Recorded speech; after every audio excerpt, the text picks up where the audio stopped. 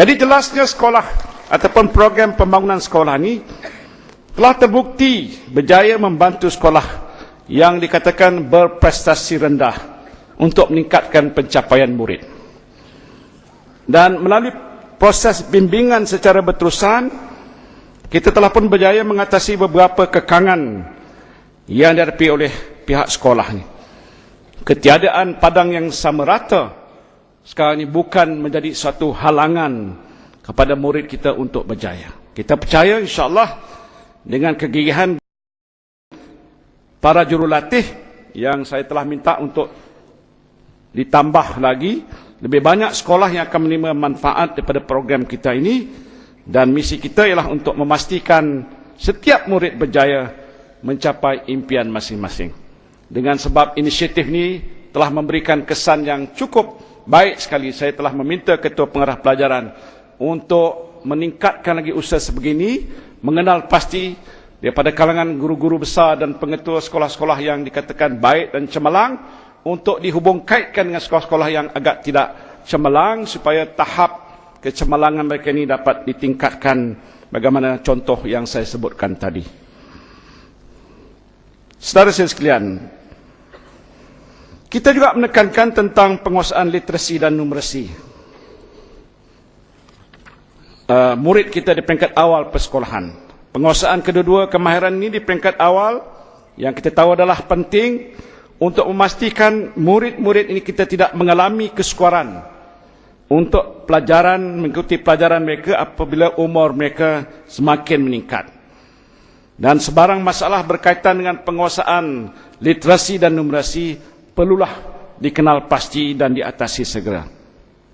Dan untuk itu kita telah pun memperkenalkan program Linus di bawah NKRA Pendidikan sekali lagi. Alhamdulillah, dengan pelaksanaan program ini kita telah pun dapat mengenal pasti tahap kemahiran literasi dan numerasi murid dan melakukan usaha intervensi untuk membantu murid-murid yang gagal menguasainya.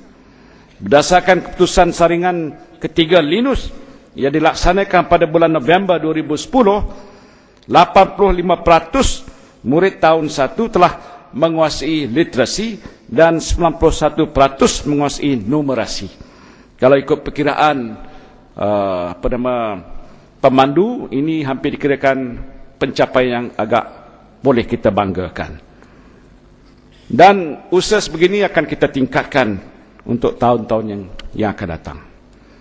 Saudara sekalian, pendidikan prasekolah juga telah pun dapat diperluaskan dengan pelaksanaan inisiatif pemeluasan kelas prasekolah di bawah NKRA Pendidikan. Dalam masa 1 tahun, kita telah pun berjaya meningkatkan penyertaan murid prasekolah kita daripada 646,575 orang pada tahun 2009 kepada 701,114 orang murid prasekolah pada tahun 2010. Ini pertambahan murid sebanyak 54,700 ini adalah hasil daripada pembukaan kelas-kelas prasekolah baru. Masuklah oleh pihak swasta sebanyak 625 buah. Jadi bermakna lebih ramai anak-anak kita boleh bermula bukan pada sekolah biasa tapi masuk ke prasekolah dengan persiapan yang telah pun kita sediakan, termasuk memberikan geran permulaan sebanyak RM10,000 kepada 350 buah prasekolah swasta, dan bagi mereka yang terdiri pada kalangan yang kurang dari RM2,300, kita memberikan peruntukan RM150 seorang, iaitu seramai 24,000 murid prasekolah telah pun mendapat faedah daripada bantuan yang disediakan oleh kerajaan ini. Dan bantuan ini telah pun kita berikan kepada murid yang berpendapatan rendah untuk mengikuti prasekolah.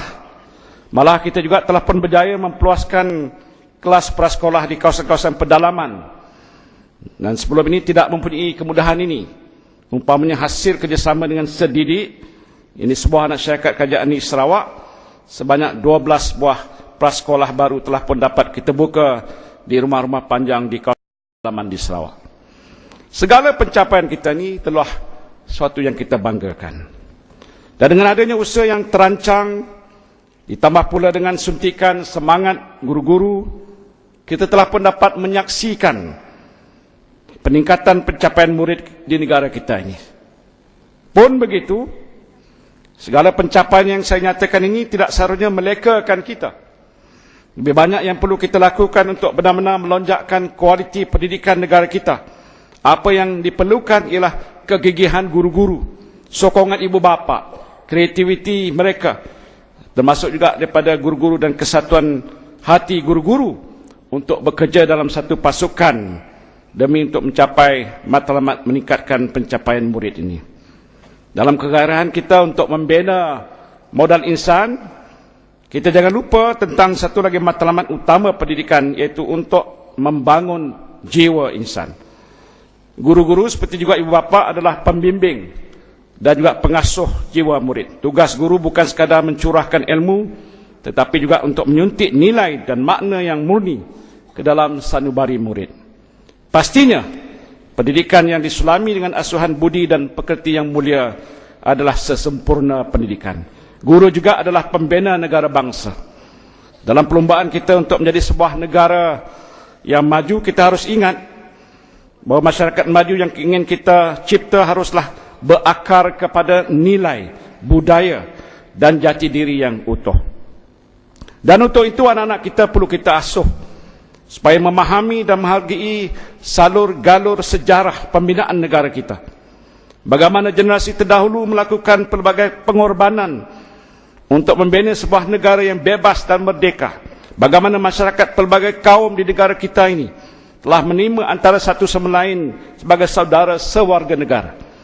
Inilah antara rekod pencapaian kita yang penting dalam usaha kita untuk membina sebuah negara bangsa yang bersatu padu. Dan oleh sebab itu saya ingin menegaskan bahawa pengkisahan tentang sejarah pembinaan negara kita mesti disampaikan kepada murid secara jujur. Nah, oleh sebab itu kita telah menubuhkan jawatan kuasa mengkaji kurikulum sejarah yang akan mengesyorkan kepada kerajaan cadangan-cadangan untuk menambah baik kandungan kurikulum serta pengajaran dan pembelajaran sejarah di sekolah ini. Tujuannya ialah untuk supaya pembelajaran sejarah dapat melahirkan warga negara yang benar-benar memahami sejarah, bersifat patriotik dan juga mempunyai jati diri yang kukuh. Saudara-saudari sekalian, hakikatnya guru-guru menggalas tanggungjawab yang amat besar. Di bahu guru terletak amanah membangun jiwa manusia dan membina negara bangsa, dan bukan calang-calang insan yang sanggup memikul tugas yang amat berat ini. Namun saya percaya guru-guru yang berada di hadapan saya pada hari ini dan lain-lain yang mendengar ucapan saya sekali pada hari ini memilih kerjaya guru kerana anda semua adalah berjiwa guru. Sebagai seorang yang berjiwa guru, tugas ini adalah sudah pasti akan digalas dengan penuh keikhlasan kesedaran.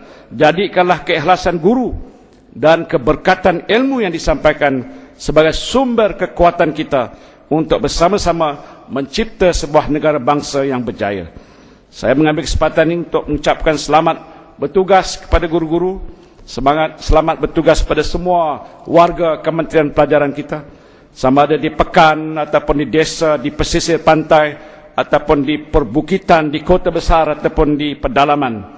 Marilah kita perteguhkan azam kita, perkukuhkan tekad dan perkuatkan semangat kita untuk terus menabur jasa untuk mendidik anak bangsa kita untuk berjaya bagi masa-masa kehadapan. Terima kasih pada semua warga kementerian, terima kasih pada seluruh tenaga guru, terima kasih cikgu, dan terima kasih pada ibu bapa yang telah bersama-sama dengan kita menjayakan dasar pendidikan negara kita. Wabillahi taufiq wal hidayah. Wassalamualaikum warahmatullahi wabarakatuh.